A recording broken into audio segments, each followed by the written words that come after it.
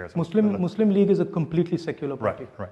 There's nothing non-secular about the Muslim League. नमस्कार, times of Swaraj में आप सबों का स्वागत है और मैं हूं संतोष सिंह। और आज हम टाइम्स ऑफ स्वराज में बात कर रहे हैं राहुल की उस रणनीति की जिस रणनीति से इस देश की विपक्षी पार्टी और कांग्रेस भी पिछले 9 वर्षों से बसती चली आ रही थी।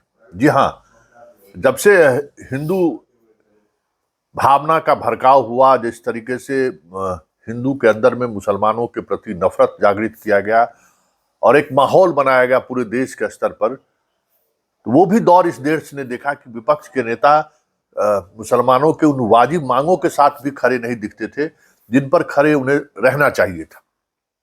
क्षेत्रीय दल ने तो पूरी तौर पर हाथ खड़े कर दिए।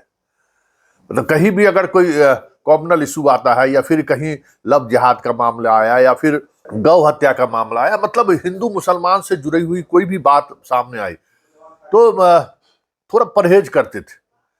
लेकिन राहुल ने अब इस नीति में बड़ा बदलाव किया है और अब फाइट करने की उन्होंने सोच रखी है, क्योंकि इसका बड़ी आलोचना हुई थी जब बजरंग दल पर बैंड कराने को लेकर मैनिफेस्टो में चर्चा होना।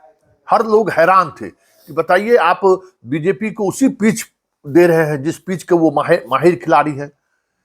क्या जरूरत था मैनिफेस्टो में बजरंग दल पर प्रतिबंध लगाने की बात लिखना, जिस वजह से मोदी अब जगह जगह जय बजरंग बली कर रहे हैं और जीती हुई बाजी अब कांग्रेस हार जाएगी।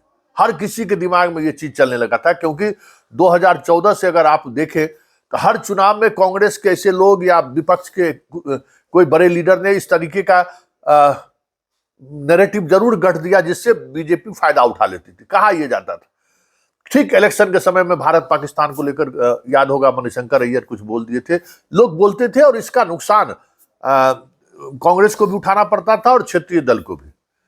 लेकिन अचानक कांग्रेस ने इस पॉलिसी में बदलाव किया है। कर्नाटक में तो उन्होंने जो कहा ही परिणाम सामने है। और इन दिनों राहुल अमेरिका के दौरे पर है और राहुल से जब मुस्लिम लीग को लेकर सवाल खड़े किए गए तो उन्होंने बड़ी ही मजबूती के साथ कहा कि वो धर्मनिरपेक्ष पार्टी है।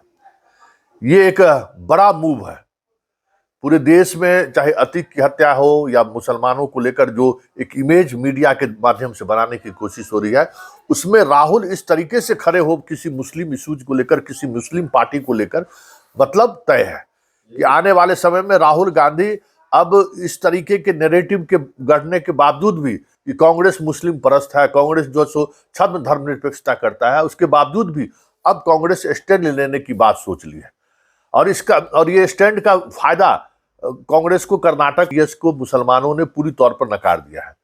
और ये मानसिकता अगर कांग्रेस की रही, क्योंकि भारत जोड़ो यात्रा के दौरान भी उन्होंने इन्हीं बातों पर सवाल किए और इसी तरीके से उन्होंने मोदी पर हमला भी बोला कि अल्पसंख्यक सुरक्षित नहीं है इस देश में। अभी अमेरिका में भी उन्होंने इस बात को कहा। मतलब अब जिस नैरेटिव से बीजेपी अपने आप को मजबूत मानती थी और जिस नैरेटिव के सहारे बीजेपी सत्ता में बनी हुई है, अब राहुल उसी नैरेटिव पर चोट करना शुरू किए। इसका कितना असर होगा, कितना नुकसान होगा कांग्रेस का, कहना मुश्किल है।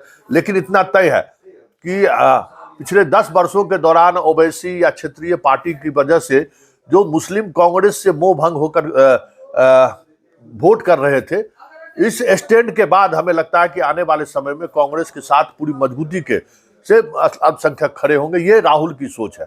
और अगर ऐसा होता है तो हमें लगता है कि कांग्रेस की वापसी में की संभावनाएं तब बलवती होगी जब उनके साथ जो पुराने दलित और ब्राह्मण वोट रहा है वो साथ जुड़ जाए।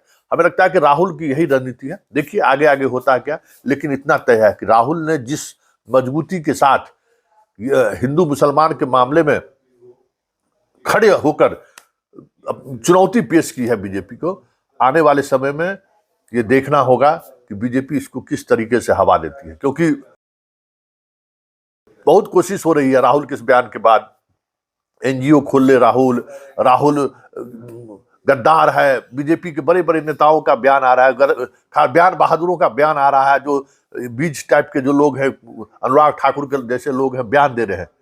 लेकिन राहुल भी अब ये चाहता है कि इस तरीके की नैरेटिव अंतिम अल्पसंख्यकों तक पहुंचे और लगता है इसी के सहारे राहुल कुछ नए तरीके की राजनीति की बात सोचना शुरू कर दिया है। ये अब साफ दिखने लगा है।